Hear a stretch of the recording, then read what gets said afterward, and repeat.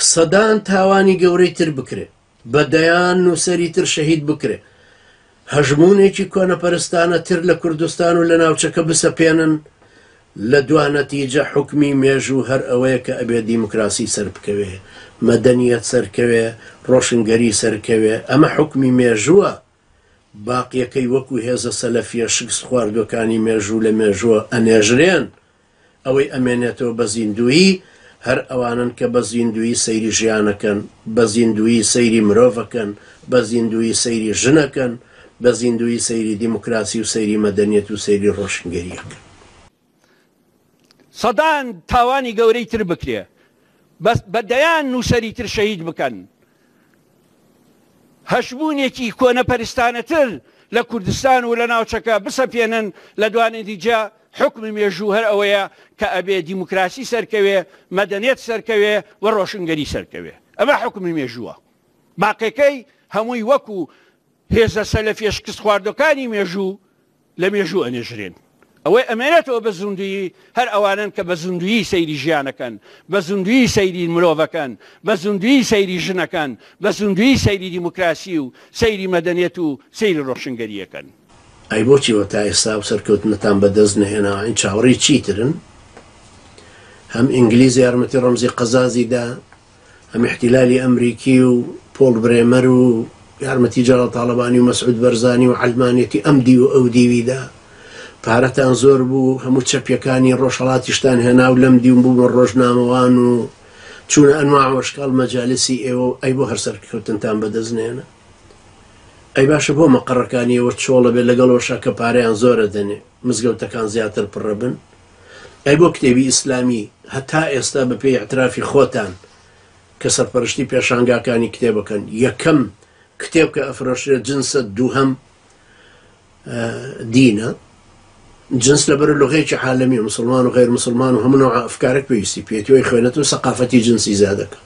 ئەی بۆ دوای ئەو یەکسەر دینە لە هەموو جیهانە و لە کوردستانی شەهروەها لەگەڵ ئەو هەموو زەختەی کە لەسەر دینەکەشێ ئەنجا بزانە کە دوانەتیجەکەی حکمی مێژوژە بینیتەوە هەروکو لە ئێرانە خۆ جەماعەتی ڕەزاشا بەس لە شیرازە 18 کیلۆ نینۆکی هەڵکێشراویان دەرهێنابوو لە سندوقێکان مزاهرەتچیەکان هێنایان دەرەوە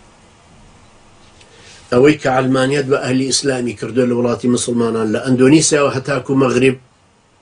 هەر خەیاڵیە خەیاڵی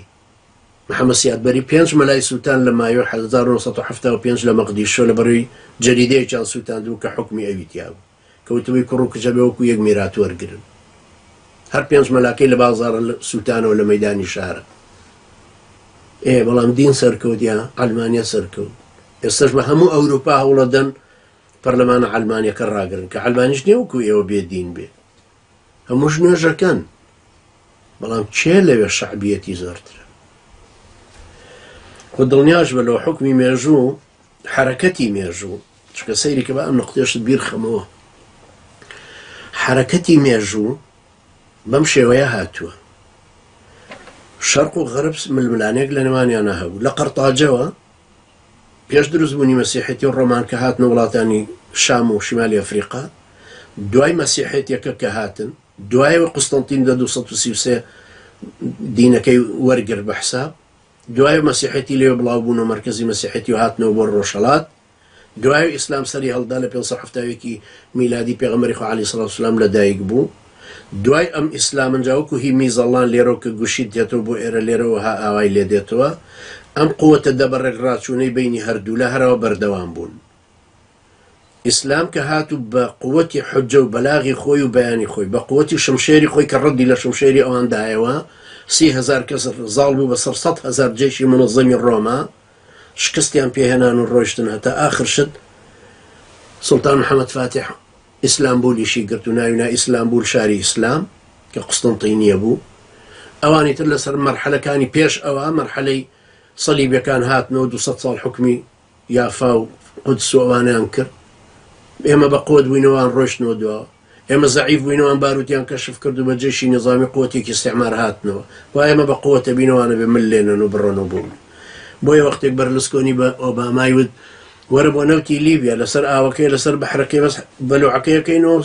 ئەیکیتە پاپۆڕەکانەوە ئێمە جێش نانێرین جارێک کە لە دوای ئەفغانستان و عێراق بۆ وڵاتێکی تری ئیسلامی ئەوە سەیریکە ئەوە بەڵقان لە 1945 لە جنوبی ئەڵمانیا لە جنوبی ئەڵمانیا نەک بەڵقان ئەوە لە 1945 جێشی ئەمریکی لە قاعدەی عسکەری لە ئەڵمانیا لە 1945 لە منطقەی جنوبی فیلیپینە لە هەموو شوێنەکە کە ئەهلی ئیسلامی لێنێ ئەوان ئەوەندە ماونەتەوە ئەیکوا لەنەوە ئەهلی ئیسلام چەندمانەوە لە عێراق کە بە شەرتێ بەس مەسەلەسە سونیەکە سراعی لەگەڵیان هەبوو 500 ساڵە ئیسپانیا سبتە و مولەیلەی داگیر کردە دوو شاری مەراکشین مەغریبین 500 ساڵە نە عەرەبی گۆڕیوە نە قورئانی گۆڕیوە نە قیەمی گۆڕیوە لە کاتێکە بەو 500 ساڵە 13 وڵاتی ئەمریکای لاتینی هەمویان بوون بە ئیسپانیۆلی قووەتی ئیسلام هەست پێ بکەن ئەقڵتان پێی بشکێ بگونجێن لەگەڵ ئەوەی چۆن لەگەڵ ئیسلامەکەی ڕەفتارەکە نەک ئەم سەدمەیە تۆ ئەبێت دڵنیاوی لەوە قۆچی تۆ بە قووەتر نابێت نە لە قۆچی مەرغۆل نە لە هی سەلیبی نە لە هی ئیستعمار نە لە قۆچی جەمال عەبدولناسر نە لە قۆچی سەدام حوسێن نە لە هی مستەفا کەمال نە لە هی ڕەزا شا ئەقڵتان پێی بشکە و تەفاهومەش لەگەڵ ئیسلام بکەن باشترە و حکمی مێژوژە بینینەوە تۆ خۆت هەڵە خەڵەتێنی حکمی مێژوو ئەمەتە ئەوروپایەکان گەورە بوون و هاتنەوەکو ئیستعمار دیسانە سەفڕێ درێنەوە دەرەوە مجتەمەعەکە فرانەداتەوە دەرەوە ئەو مجتەمەعاتانی کە ئێستا غەربی فرانەداوەتە دەرەوە لەبەرەوە سوڵتەیەکی وەکو سیسیەی پارێزێ وەکو تۆی پارێزێ وەکو ڕەزا شا وەکو مستەفا کەمال و عیسمەت ئینونۆ ئەی پارێزێ ئەمە وەختەیەکێکی وەکو ئەربەکان و ئەردۆغان دێنەوە پێشە مجتەمەعەکە حڕیەتی خۆی وەرگرتووە مجتەمەعەکە لە ئازادیەکە خۆ ئازادی لە نە لە مارکسی وەرگیراوە نە لە بێدین وەرگیراوە نە لە ئەهلی لێواتە وەرگیراوە لە هەتی و باز و لە نەرباز و لە دوودەکی و لە زیناکار و هەموو شتەکان لە تورکیا وەکو خۆی ماوە کە بە ئەردۆغانیان وتیانەی باش تۆ مسڵمانی ئێمانە بۆ ناگۆڕی ئەم شتان بۆی گۆڕن کوڕی ئەوانەی گۆڕن سەبرەگرین جیلێک نەوەیەک سەبرەگرینەوانە بۆ خڵاتی تاریخ نەمای ڕاتەولا بۆ خڵاتی ئەخلاقی چۆن لە ناو مجتەمەعی مسڵمانە خۆیەگرێ وە دڵنیاشم لەو ئەو حکمی مێژووی کە جەنابەت باسیەکەی تەسەور ناکەم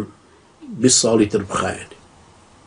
عمریەوە زۆر کورت دەبێتەوە ئەوە ئێستا ئەوەی ڕایگرتوون تەوازوناتی قووەتی ئیقلیمیە لەبەرەوەی ئێران